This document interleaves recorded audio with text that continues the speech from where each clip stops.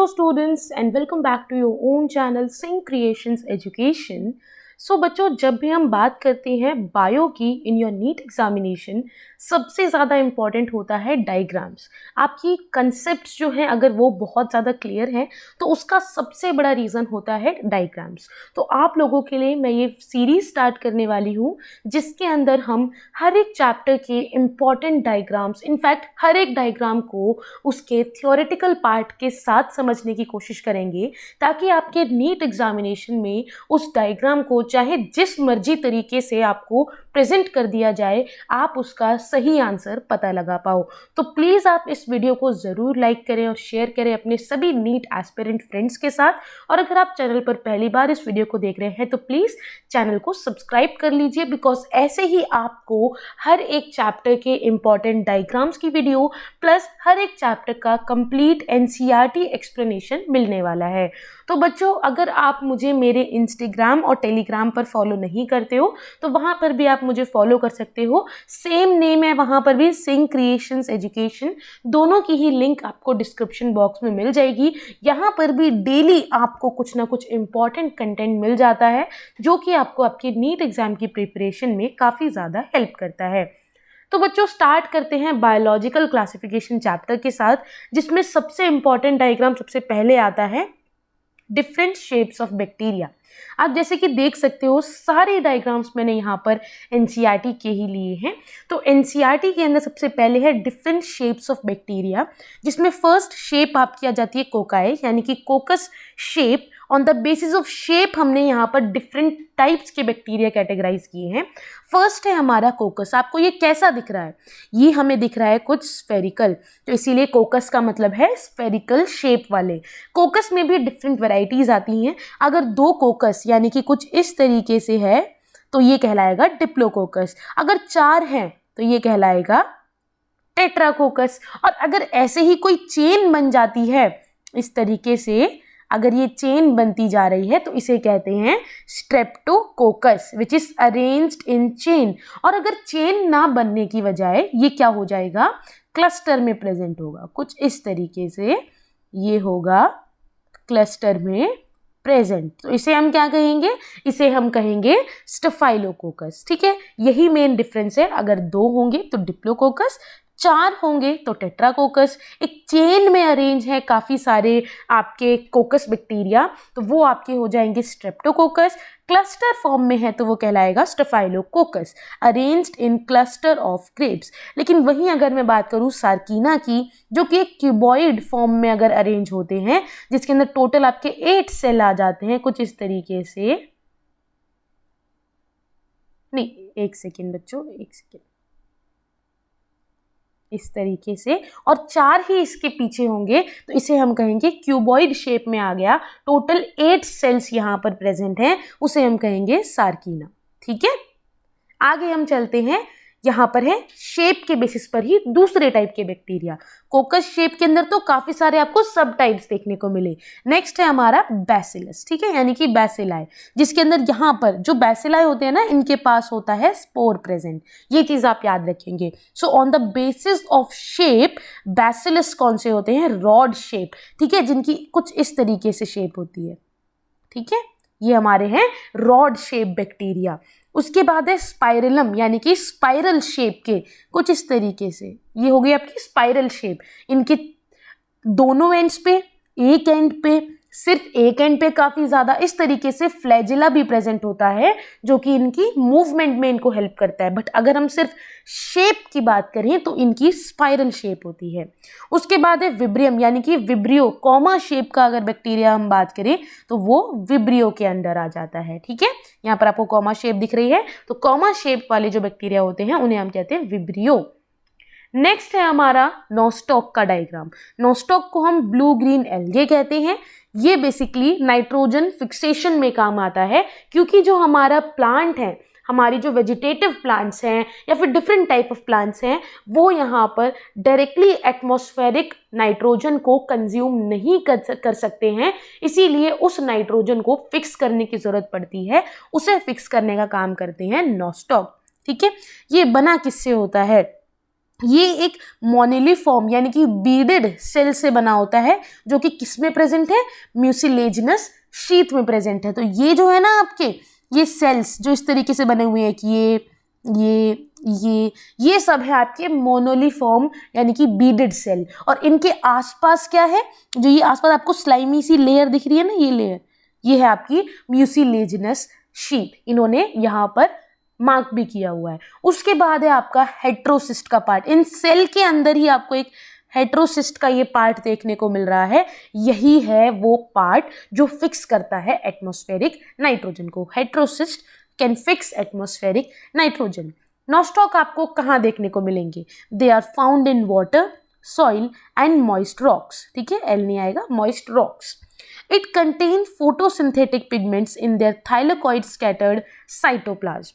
Now, symbiotic relation भी यहाँ पर शो करते हैं नॉस्टॉक किस किस के साथ, with the tissue of plants, जैसे कि हमारे एंजियोस्पर्म में हम देखें तो ग्यूनेरा के साथ, ब्रायोफाइट्स में अगर हम देखें तो एंथ्रोसिरोस के साथ। ठीक है, तो यहाँ पर अगर आपके पास क्वेश्चन आ जाता है नॉस्टॉक के ऊपर बेस, तो आपका आंसर सही होगा, आप गलत टिक नहीं करोगे, क्योंकि आपको नॉस्टॉक के बारे में सब कुछ यहाँ पर अब पता लग चुका है, जितना आपको एक फिगर को देख के क्वेश्चन आते हैं। राइट, क्लियर, आगे बढ़े। बाइनरी फिजन इन अ बैक्टीरियम, एक बैक्टीरिया के अंदर बाइनरी फिजन कैसे होता है, ये डायग्राम है। देखो, मेन मेरा मोटिव ये है कि अगर आपके नीट एग्जामिनेशन के अंदर डायरेक्टली डायग्राम उठकर आ जाता है तो आप कंफ्यूज ना हो जाओ। ऐसा ना हो कि आपने वो डायग्राम कभी देखा ही नहीं है। कई बच्चे ऐसा करते हैं कि थ्योरेटिकल नॉलेज में जाने के साथ साथ वो क्या करते हैं, डायग्राम को भी कर जाते हैं। कई ऐसे बच्चे हैं जिन्होंने सिर्फ थ्योरी कर ली, डायग्राम्स तो देखे ही नहीं, है ना। तो बायो में डायग्राम बहुत मेजर रोल प्ले करते हैं आपके मार्क्स को बूस्ट करने में। तो सबसे इंपॉर्टेंट चीज बाइनरी फिजन क्या होता है, ये सबसे कॉमन फॉर्म होता है of reproduction in prokaryotes. After replicating its genetic material the cell divides into 2 equal size daughter cell. ये देखो, ये आपका जेनेटिक मटेरियल है और इस जेनेटिक मटेरियल को इक्वली डिवाइड कर दिया गया है। और ये एक सेल था जो कि जेनेटिक मटेरियल को डिवाइड करने के बाद 2 सेल में कन्वर्ट हो चुका है। Right, genetic material equally distribute हो रहा है और जो डॉटर सेल यहाँ पर बन रही हैं वो जेनेटिकली आइडेंटिकल है। क्यों? क्योंकि दोनों का ही जेनेटिक मटेरियल सेम है। आफ्टर दैट कब होगा बाइनरी फिजन, आखिर बैक्टीरिया में कब होता है, फेवरेबल कंडीशन में। Binary fission will occur in bacteria in a favourable condition. तो आप देख रहे हो यहाँ पर, अगर मैं डायग्राम की बात करूं तो सबसे बाहर आउटर पोर्शन पे आपको सेल वॉल देखने को मिल रही है, इनर पोर्शन पे सेल वॉल के बाद आपको सेल मेम्ब्रेन देखने को मिलती है। आफ्टर दैट अंदर आपका डीएनए है और डीएनए जहां पर प्रेजेंट है इसे हम कहते हैं साइटोप्लाज्म। क्या कहेंगे हम? साइटोप्लाज्म। ठीक है, पैरामीशियम अगला है हमारा पैरामीशियम। अब तक हम बात कर रहे थे बैक्टीरिया की, अब हम बात करेंगे एक प्रोटोजोआ की। ठीक है, तो it is a protist called paramecium which is a protozoan. ठीक है, पैरामीशियम एक प्रोटोजोअन है, ये सीलिएटेड होता है, इसके अंदर सिस्टोस्टोम है, साइटोफेरिंक्स है, कॉन्ट्रेक्टाइल वैक्यूल है और आपके फूड वैक्यूल है। तो इनको अगर मैं ध्यान से देखें तो सबसे इंपॉर्टेंट पार्ट आ जाता है, इसके पास क्या क्या प्रेजेंट है। आपको पता है पैरामीशियम एक प्रोटिस्ट है जो कि प्रोटोजोआ के अंदर आता है, खत्म। ये एक सीलिएटेड ऑर्गेनिज्म है, ये भी हमें पता है, लेकिन यहाँ पर पता करने वाली बात क्या है कि आखिर साइटोफेरिंक्स क्या होता है, सिस्टोस्टोम क्या है, कॉन्ट्रेक्टाइल वैक्यूल क्या है। तो बच्चों साइटोफेरिंक्स क्या है, एक पासेज होता है। कई ऐसे प्रोटोजोआ हैं जैसे कि सीलिएटेड, फ्लैजिलेटेड जो होते हैं, उनके लिए एक ट्यूब लाइक पासेज होता है जो कि it serves as a gullet by which the food passes through. Right, इसके थ्रू फूड पास होता है। सिस्टोम यहाँ पर जहां पर फूड आपका आकर के स्टोर होगा। कॉन्ट्रेक्टाइल वैक्यूल क्या है? कॉन्ट्रेक्टाइल वैक्यूल क्या है? एक ऑर्गेनल होता है, अमीबा में भी आपको देखने को मिलता है, प्रोटोजोआ में भी आपको देखने को मिलता है। ये क्या करता है, जो इंट्रासेलुलर वाटर बैलेंस है ना, इंट्रासेलुलर वाटर बैलेंस जो है उसको कहीं ना कहीं मेंटेन करके रखता है, कंट्रोल करता है। क्लियर, जिसकी वजह से सेल सरवाइव कर सके अगर कोई हाइपोटोनिक स्ट्रेस आ जाता है, हाइपोटोनिक कंडीशन आ जाती है ऐसे टाइम पर। और फूड वैक्यूल आप सभी को पता है, जहां पर आपका फूड प्रेजेंट होगा। ठीक है, नेक्स्ट है हमारा euglena. It is a photosynthetic protist called euglena. ठीक है, ये एक फोटोसिंथेटिक प्रोटिस्ट है जो कि यूग्लेना के नाम से जाना जाता है। इसके पास 2 फ्लैजिला है, आप देख सकते हो यहाँ पर 2 फ्लैजिला आपको देखने को मिल रही हैं। अगर मैं बात करूं इसके बिहेवियर के बारे में, तो लाइट के प्रेजेंस में ये फोटोसिंथेटिक होता है और लाइट के एब्सेंस में ये एक्ट करता है हेटेरोट्रॉफ, यानी कि अगर लाइट प्रेजेंट होगी तो ये अपना खाना खुद बना लेगा और अगर लाइट एब्सेंट होगी तो इसको डिपेंड होना पड़ेगा दूसरों पर अपने खाने के लिए, तो उसे हम कहते हैं हेटेरोट्रॉफ। तो इसीलिए इसका मोड ऑफ न्यूट्रिशन क्या है, मिक्सोट्रॉफ। ठीक है, कहाँ पाए जाते हैं, लोकेशन क्या है, स्टेगनेंट वाटर यानी कि ठहरा हुआ पानी, वहां पर आपको ये देखने को मिलेंगे।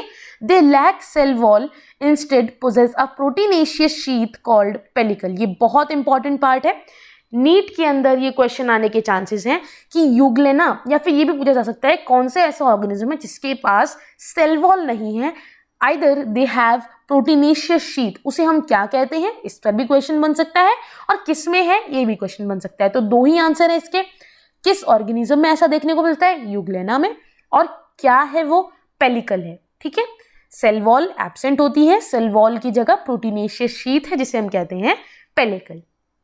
नेक्स्ट है हमारा म्यूकर। अब हमने प्रोटिस्टा की भी बात करी, प्रोटोजोआ की भी बात की है, हमने बात की है यहाँ पर बैक्टीरिया की भी। अब हम बात करते हैं फंगस की, जिसका डायग्राम आपके एनसीईआरटी में इतना क्लियर नहीं है, बट ये एक बेटर डायग्राम है जो कि आपको म्यूकर के बारे में समझने में हेल्प करेगा।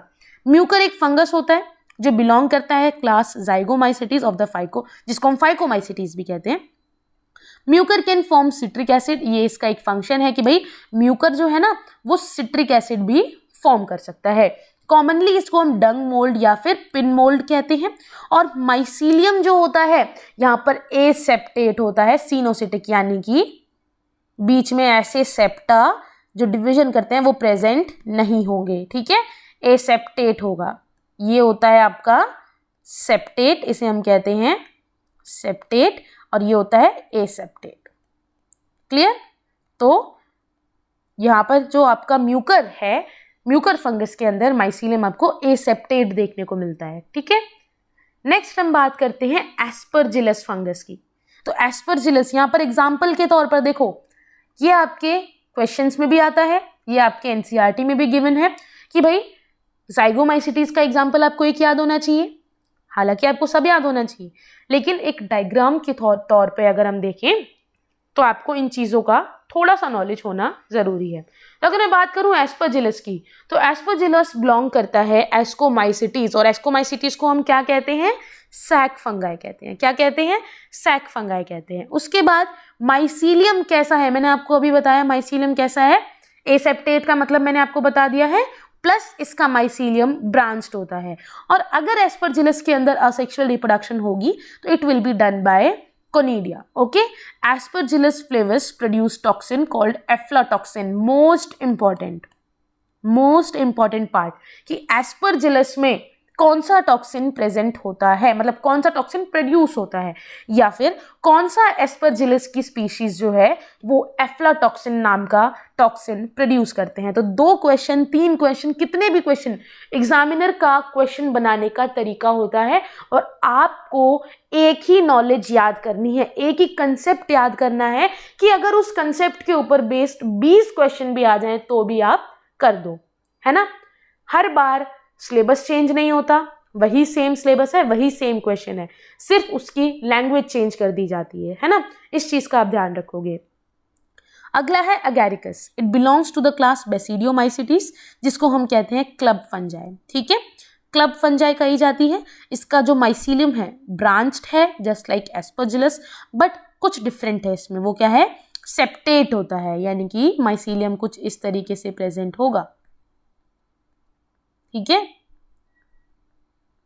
ये है आपका सेप्टेट माइसीलियम। उसके बाद कुछ ऐसे अगैरिकस होते हैं which can grow in the form of ring, जिसे हम फेरी रिंग कहते हैं। क्या कहते हैं, फेरी रिंग कहते हैं। जो एक अम्ब्रेला लाइक सर्कुलर कैप, ये आपको देखने को मिल रहा है ना, ये अम्ब्रेला लाइक सर्कुलर कैप जो है, इसको हम कहते हैं, इस वाले पार्ट को हम कहते हैं पाइलियस। PILEUS, ठीक है, लिखा भी हुआ है। The umbrella like circular cap is called पाइलियस। एक स्टॉक लाइक पोर्शन होता है जैसे कि स्टाइप, ठीक है। स्टॉक लाइक पोर्शन क्या है, यहाँ पर स्टॉक जैसा स्ट्रक्चर ये दिख रहा है, इसे हम कहते हैं स्टाइप। उसके बाद अगर मैं बात करूं तो एक अंडरग्राउंड पोर्शन नीचे की तरफ जो प्रेजेंट है उसे कहते हैं राइजोमॉर्फ। क्या है ये वाला जो स्ट्रक्चर है इसे कहते हैं राइजोमॉर्फ, ठीक है। एनसीईआरटी में ये लेबलिंग गिवन नहीं है, तो आप इसको लेबल कर लो अपनी एनसीईआरटी बुक में से, ठीक है, क्लियर। उसके बाद एक और चीज़ यहाँ पर मिसिंग है, वो है एन्युलस, जो आपको इसके बारे में भी बता दिया, आपको स्टाइप के बारे में बता दिया, आपको राइजोमॉर्फ के बारे में बता दिया। आपने ये नहीं पूछा बच्चों कि ये क्या है ना। कलर चेंज करते हैं एक सेकेंड। आपने ये नहीं पूछा कि ये वाली चीज़ क्या है। ये जो है ना ये आपका है एन्युलस। क्या है? एन्युलस, ठीक है। याद रखेंगे, अपनी एनसीईआरटी अभी के अभी उठाओ बच्चों और उसमें जाकर के आप इसे मार्क कर लो। सेकेंड लास्ट आ जाता है हमारा tobacco mosaic virus. What is tobacco mosaic virus? TMV virus. सबसे फर्स्ट टाइम एक वायरस को जब डिस्कवर किया गया था वो था हमारा टोबैको मोज़ेक वायरस। इसको किसने डिस्कवर किया था? देखो इस तरीके से याद रखा करो, तभी आपको कहानी याद रहेगी। पहला डिस्कवर की सबसे पहले हुआ था जो वायरस, वो है हमारा टोबैको मोज़ेक वायरस। अब जब हो गया है डिस्कवर तो ये भी पता होना चाहिए ना कि किसने डिस्कवर किया है। वो डिस्कवर किया है डिमित्री इवानोवस्की ने, ठीक है। कैसा है ये? सिंगल स्ट्रैंडेड RNA वायरस है जो कि नॉन एनवेलप है। कोई एनवेलप इसके आसपास प्रेजेंट नहीं है। हालांकि जो इसका सिंगल स्ट्रैंडेड ये RNA आपको देखने को मिल रहा है ना, ये कुछ इस तरीके से होता है, ठीक है। ये RNA है और इसके बाहर आपको प्रोटीनेशियस लेयर देखने को मिलती है जिसे कहते हैं कैप्सिड, ठीक है। तो इसको पूरा कवर करता है कैप्सिड। उसके बाद इसका काम क्या है? नाम इसका काम बताता है, टबैको। तो ये इन्फेक्ट करता है टबैको और दूसरे plant of the family Solanaceae, okay.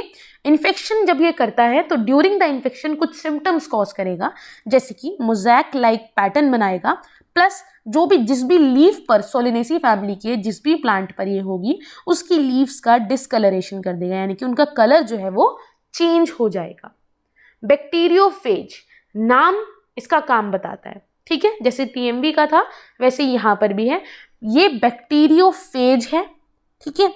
ये एक ऐसा वायरस है जो बैक्टीरिया को इन्फेक्ट करता है, ठीक है।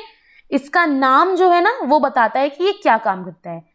तो कई बच्चे ऐसे होते हैं जो कंफ्यूज हो जाते हैं, बैक्टीरियोफेज वायरस है या बैक्टीरिया है, इन्फेक्ट वायरस को करेगा या बैक्टीरिया को। बिल्कुल कंफ्यूज नहीं होना, याद रखो जो इसके नाम में आ जा रहा है ना ये उसी को मारता है, ठीक है। बैक्टीरियोफेज तो बैक्टीरिया नाम में आ रहा है तो किसको मारेगा? बैक्टीरिया को मारेगा। तो हालांकि ये फिर हुआ क्या?